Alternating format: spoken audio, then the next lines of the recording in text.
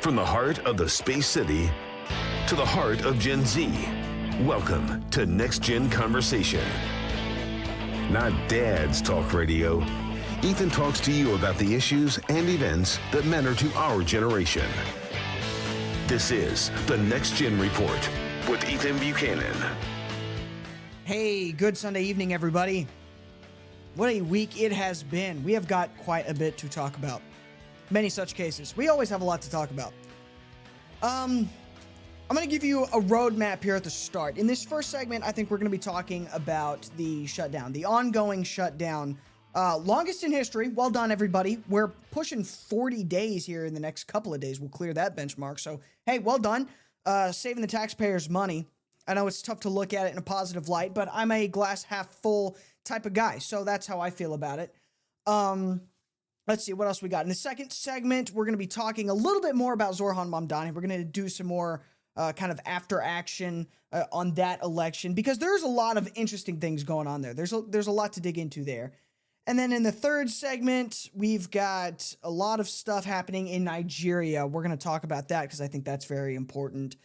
And I guess we'll close out the show later by talking about immigration because there's always fun stuff on immigration. So, hey, stay tuned for the entire show. If you're listening right now, don't leave at any point. If you pull into your driveway after you get home from wherever it is you're driving to, just stay in the car, all right? Just stay in the car. All right, so let's start by talking about the shutdown. Here's your reminder that the Democrats could end this shutdown anytime they wanted. Anytime. And all they have to do is vote for a clean CR. That's it. That's all they have to do. And they've chosen not to do this several times because they're frankly using the federal government as political pawns. So here's Richard Blumenthal basically saying as much. He's saying, hey, we're just not going to surrender here. Take a listen. I think that there is no reason to surrender now, every reason to stand firm. I think. Well, here's a reason to surrender now. Nobody's getting paid. This has started to severely affect air traffic. They can't get air traffic controllers to come into work.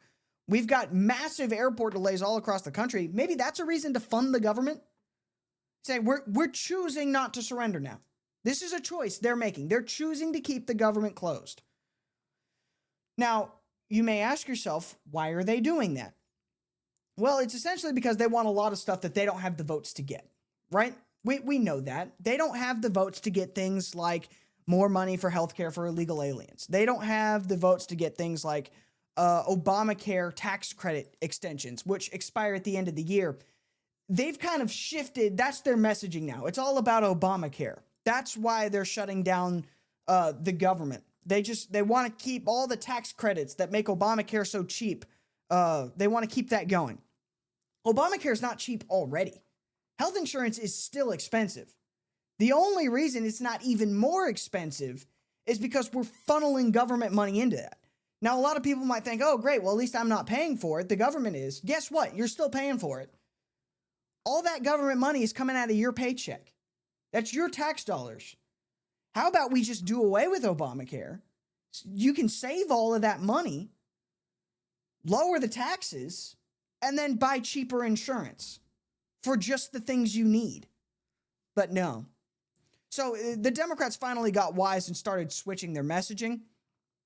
And now they've offered a deal with that in mind. Here's Chuck Schumer saying, hey, if you guys just extend the Obamacare tax credits for another year, and we can keep negotiating on that, then we'll vote for a CR. So basically, let's kick the can down the road. So that way in a year, we can deal with this same issue all over again. Take a listen. Reopens.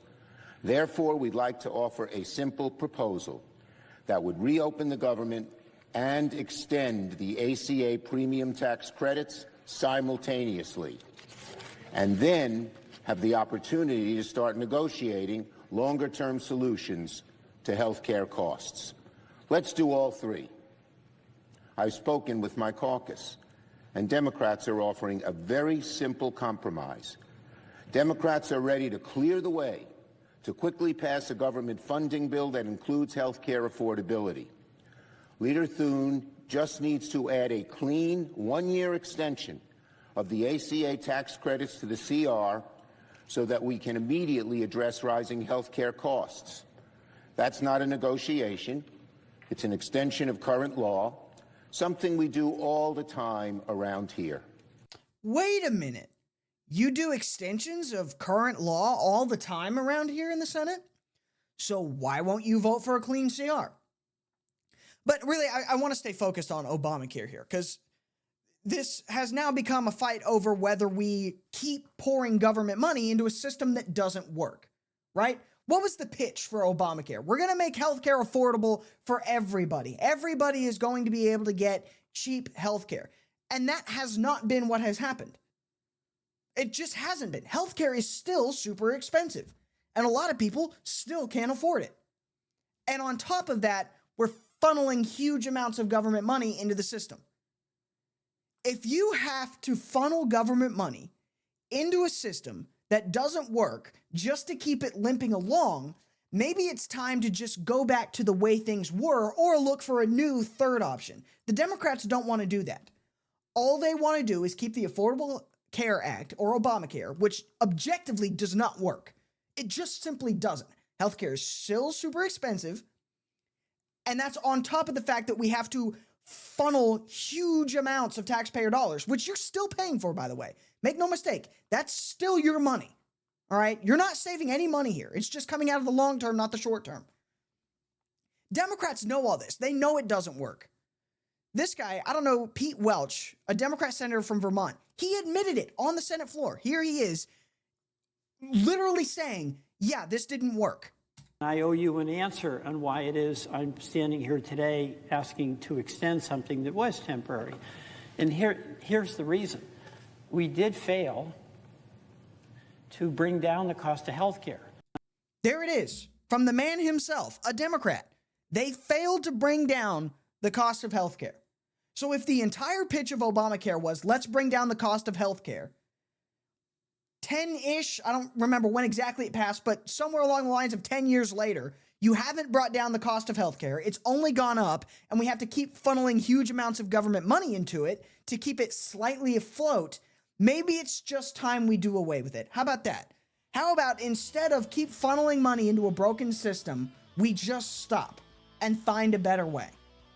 But God forbid we look at things pragmatically. The Democrats could never do that. All right, listen, we've got a lot more coming up. Like I said, in this next segment, we're going to be talking about Zohran Mamdani. Always a good time. We'll be right back.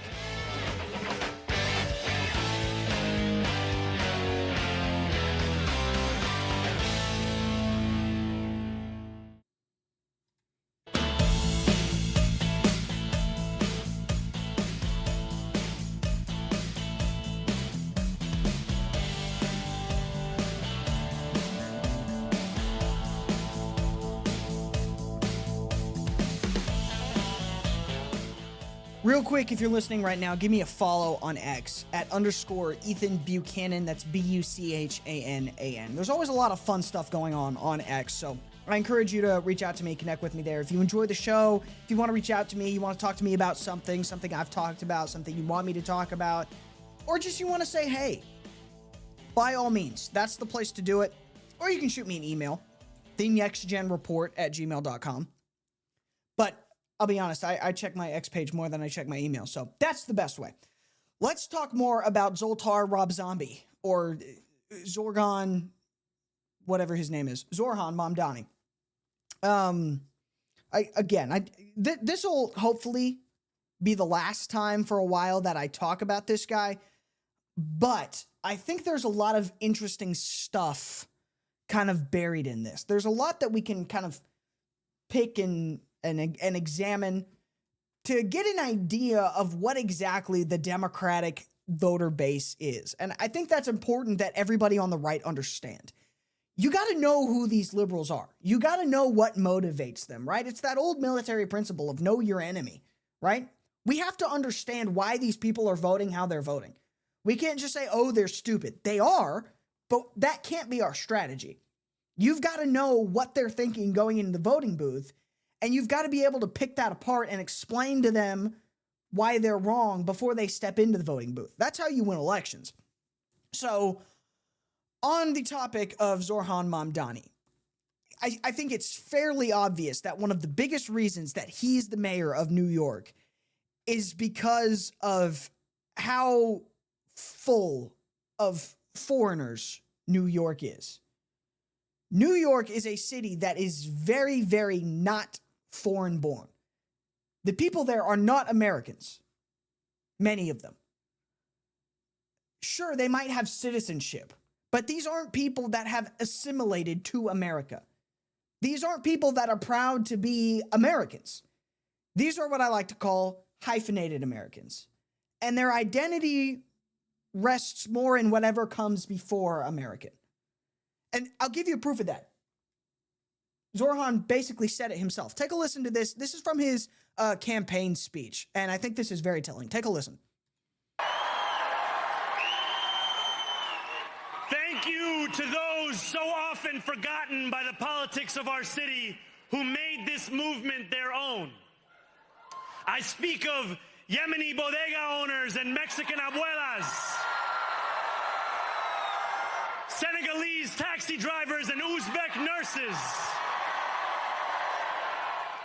Trinidadian line cooks and Ethiopian aunties.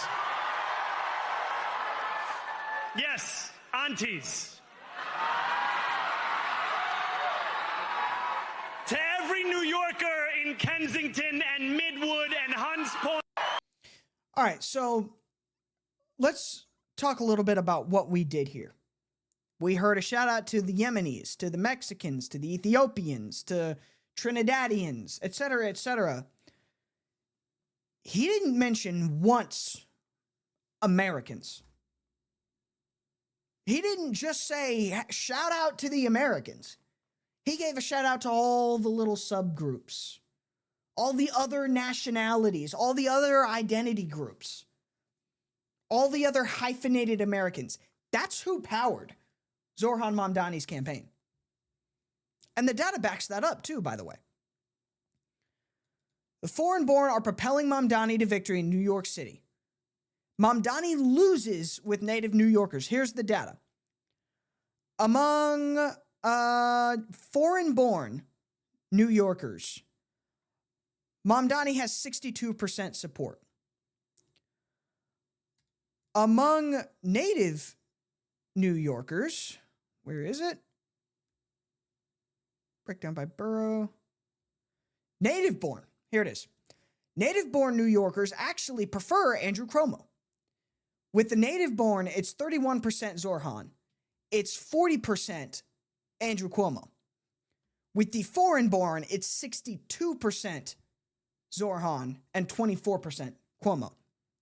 So it is obvious that he won this election just by looking at the raw data. This isn't racist to say. It's not xenophobic to say. It's an objective fact.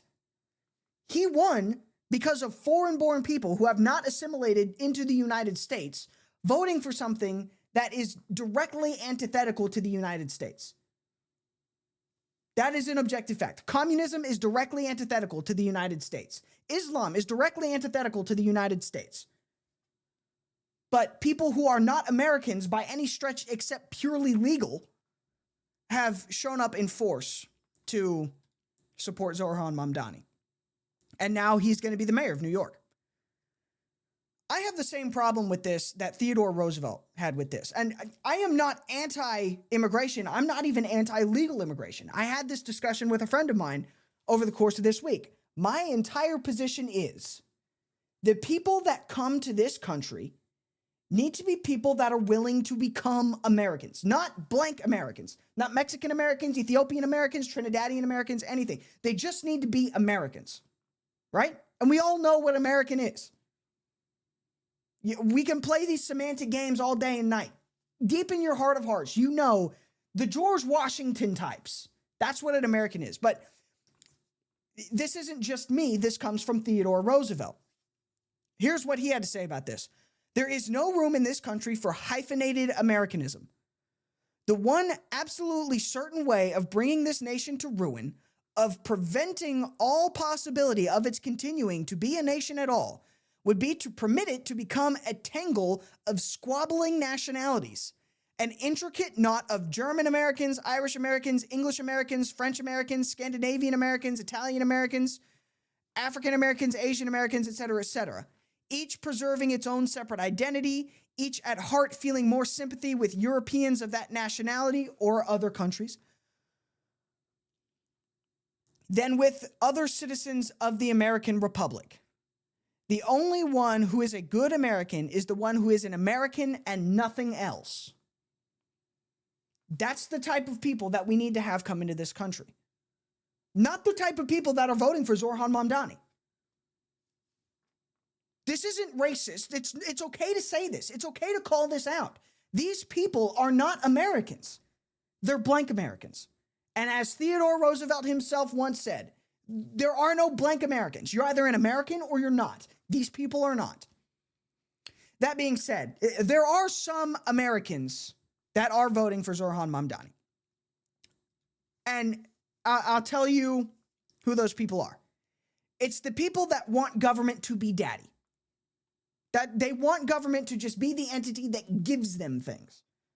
That's why they voted for Zorhan Mamdani. The few natural-born Native American Americans who voted for Zorhan Mamdani, they voted because he said things like this. We will prove that there is no problem too large for government to solve and no concern too small for it to care about. All right. Y'all know that famous Ronald Reagan quote, the 9 most frightening words in the English language are "I'm from the government and I'm here to help." These people don't care about that. These people don't care about the objective reality that government always makes things worse. Zorhan promised them things, and so they voted for him. It's people like this lady on Twitter. It's literally the government's job to feed and house you. What the F are they not doing, or are they doing, if not helping people? It's literally the government's job to feed and house you. That's the left. That's what they think. That's who's voting for Zorhan Mamdani. Foreign-born people and people think that people who think that the government's job is to give them things. Give me a basic income, give me housing, give me food. Don't make me do any work. The government just give me things. This is the attitude on the left now. And that's, I think, probably antithetical to American ideals as well. So there you go. Again, it's important to understand these people think that it's the government's job to be their daddy, and they think anyone can come from anywhere, not assimilate at all, and be just as American as anyone else. Those are the ideas that we need to be attacking moving forward if we want to keep winning elections.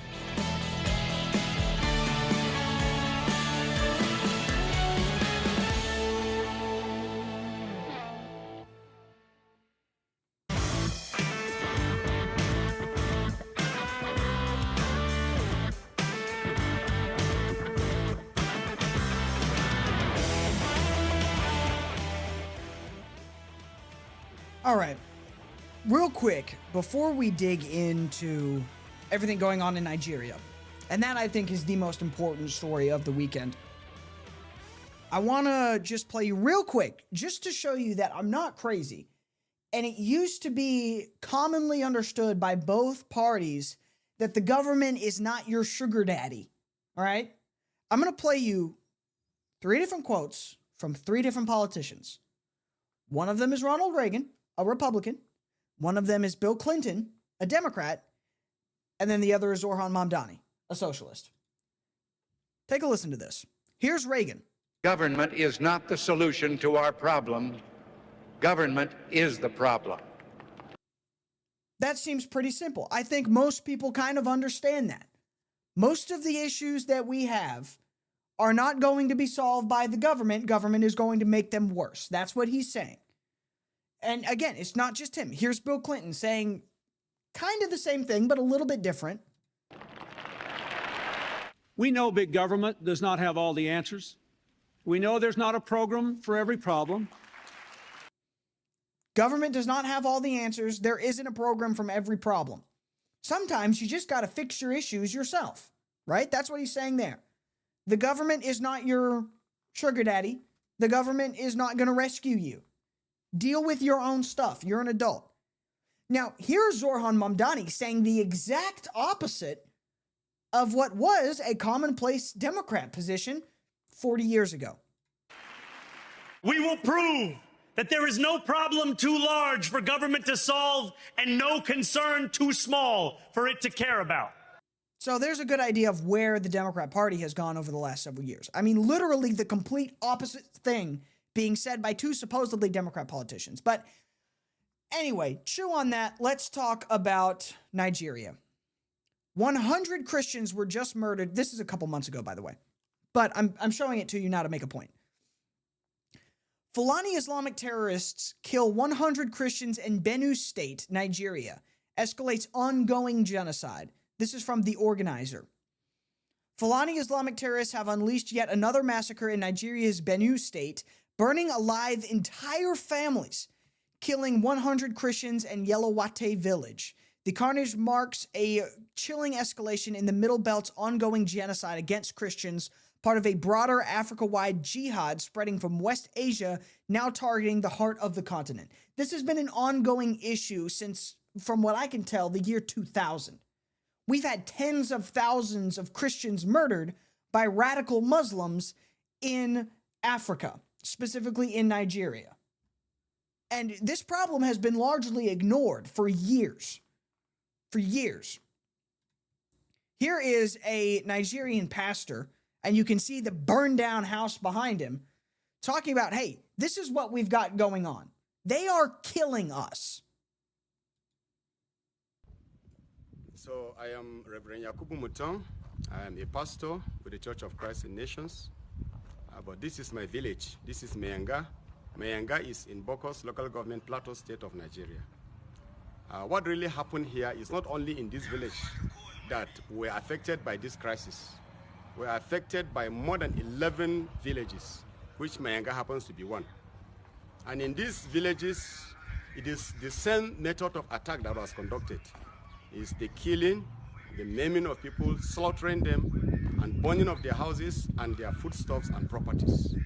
So by now, by the record we have already collected, we have over 150 people that are killed in one day. That is on the 24th of December. That is, the Christmas was just not a Christmas to us, like to celebrate. It was a mourning Christmas because of what happened to us. As you could see, I'm standing here. This is my house in my village, and I lost everything that was in the house, both foodstuff, clothing, and whatever. It was a furnished house, but it is burnt. And even the church that is by my side was burnt, and the pastorium is burnt. Everything about us here in this village is confused. As you could see, that everything is destroyed. But we thank God that some of us are alive. And at the cost of this, like me now, I lost 7 of my brothers at the cost of this crisis that happened. Thank you. So there he is, talking about what's happening in his village. 7 people murdered. His house burned. His church burned. This is common. This is happening all of the time in Nigeria. We shouldn't be surprised by this. This is historically how Islam has spread, through the use of violence. This is why we had crusades. It's because Islam was violently attacking and forcing to convert people across the world. Entire nations were subjected to this. And the Crusades were a response to that. We said, hey, actually, we're not going to allow this anymore. We're going to take back these lands that you've conquered and destroyed. But it's happening to this day in Nigeria. Now, CNN wants you to believe that it's not happening. U.S. President Donald Trump caused alarm across Nigeria over the weekend when he said he was contemplating military action in Africa's most populous nation in response to what he claimed was a mass slaughter of Christians by Islamist insurgents. The reality on the ground, experts and analysts say, is more complex and nuanced one. Both Christians and Muslims have been victims of attacks by radical Islamists, they say.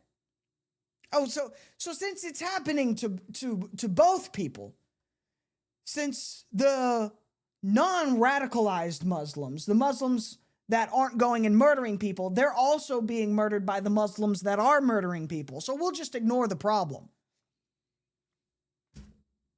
That's what they're saying. We can just, we don't have to worry about this. We don't have to get involved. Since there are kind of more passive Muslims getting caught in the crossfire, we can just ignore this. It's not a massacre of Christians. It's not a Christian genocide. Tell that to this guy. Here's this pastor standing in a mass grave that they've had to dig, doing a burial. They've blurred it out, but there's a pile of corpses there. Tell him that there's not a genocide here. Take a listen. We are tired to be outside performing burial every day. And they expect us to silence. Now, it's an order. Nigerian government came out openly and denied there is no massacre, there is no genocide of Christians in Nigeria. And look at it today. Is there any Muslim here? United Nations, I know you're watching it. American Senate, you are watching what I'm doing, I'm saying here. Special advisor to Trump, now, please tell Trump to save our life in Nigeria. They are killing Christians in Nigeria, massacre Christians. If they say they kill Muslims, Muslims are being killed. By who? By Muslims. I mean, he's calling out that CNN article directly, basically. Saying, here I am in a mass grave. Bodies of Christians, blurred out. You can't see it if you're watching. But that says it all. You're denying there's a genocide. Here's the bodies. You're denying that they're targeting Christians. Here's the bodies. These are Christian bodies. And he's asking President Trump to help. President Trump is going to help. If the Nigerian government continues to allow the killings of Christians, this is a Truth Social post, the USA will immediately stop all aid and assistance to Nigeria and may very well go into that disgraced country guns a-blazing to completely wipe out the Islamic terrorists who are committing these horrible atrocities. I'm hereby instructing our Department of War to prepare for possible action. If we attack, it'll be fast, vicious, and sweet, just like the terrorist thugs attacking our cherished Christians. Warning, the Nigerian government better move fast. Pete Hegseth responded, yes, sir. The killings of Christians in Nigeria and anywhere must end immediately. The Department of War is preparing for action. Either the Nigerian government protects Christians or we will kill the Islamic terrorists committing these horrible atrocities. I will warn the Nigerian government, this is not the guy to play with. You think the guy with crusader tattoos all over his body is the one to trifle with? We will kill you. We will kill you. To the Islamic terrorists out there, we will kill you. As we should. I am not a person who is in favor of just global interventionism, but I am a person who is in favor of Christians protecting Christians. You who do not have a sword, sell your cloak and buy one. That's a direct quote from Jesus Christ himself. So, hey, if you want a war, if you want some military industrial complex action, here's a good place for it. Let's go into Nigeria. Let's protect our Christian brothers and sisters who are being massacred. I support this. I'm not big on interventionism. I'm not. Normally, I'd say let nations do what nations do. But now that Christians are involved, my brothers and sisters in Christ are being directly targeted, we should come to their aid. Act right or we will kill you.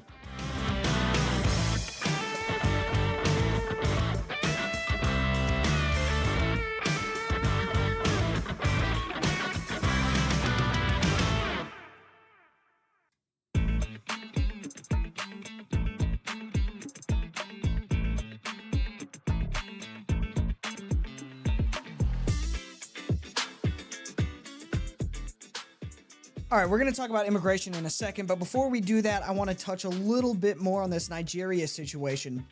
Something that I found almost comical in all of this, and it's hard to find humor in this because it is a massacre, it's a genocide, it's terrible, but it's almost funny to me that Nigeria, the government there, thinks that we're giving them like a choice or an option. Here's the choice.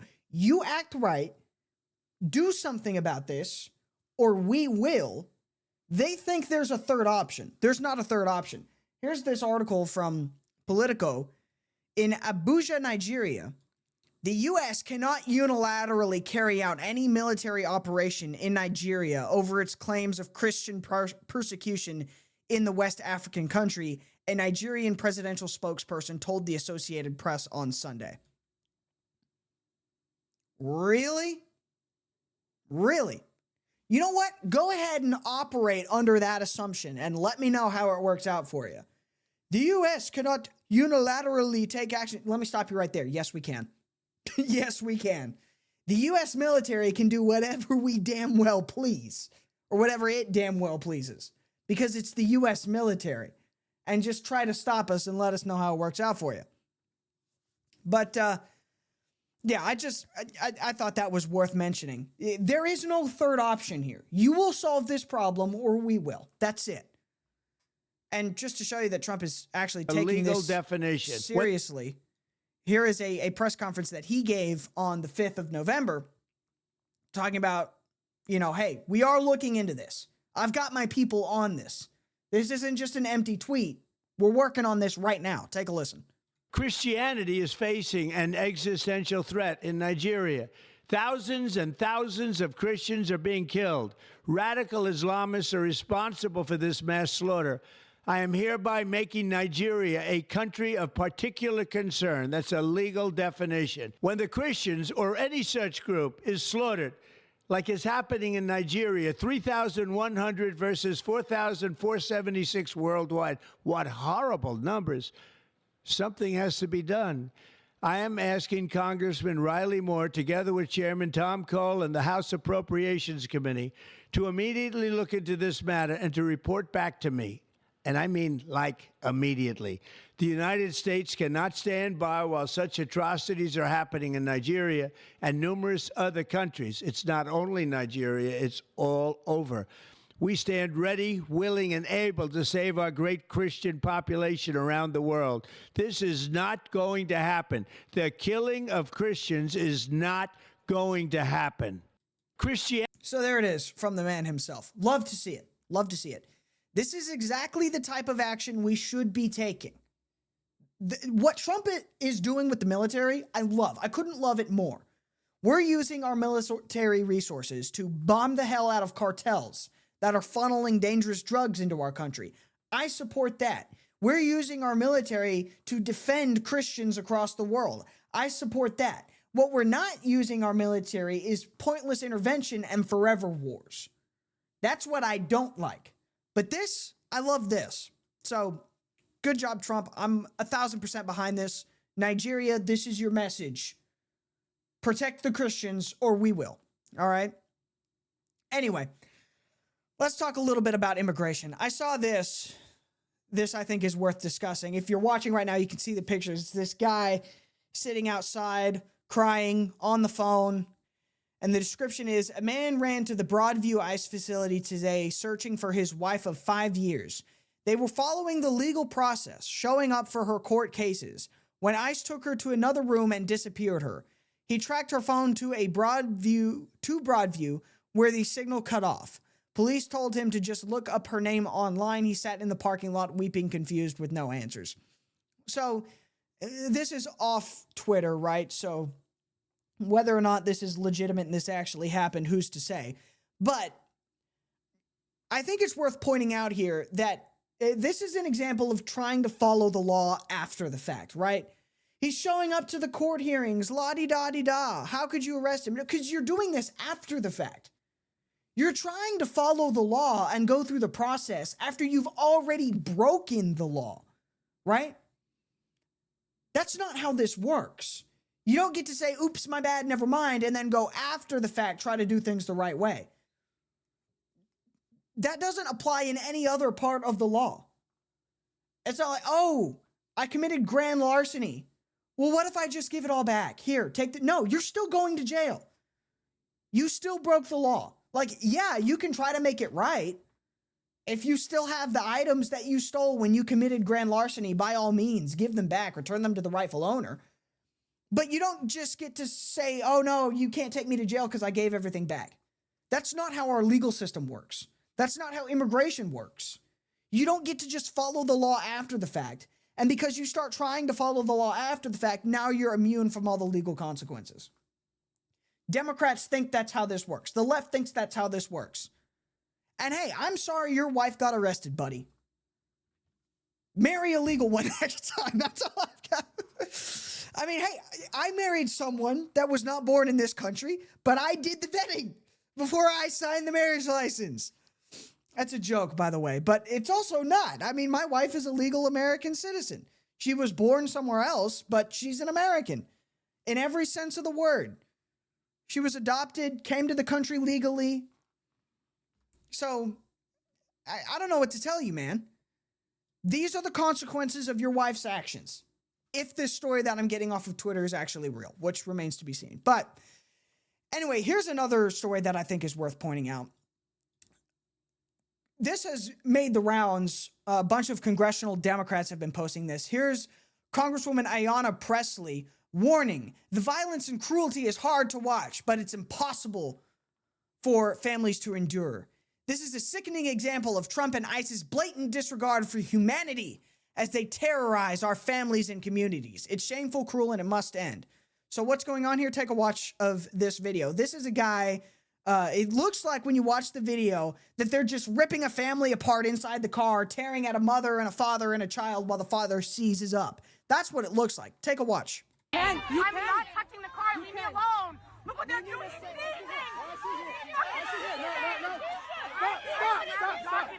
That's fine. Back up. This is my wife. She's having a seizure. They're trying to rip the baby out of her hand. She's having a seizure. Back up.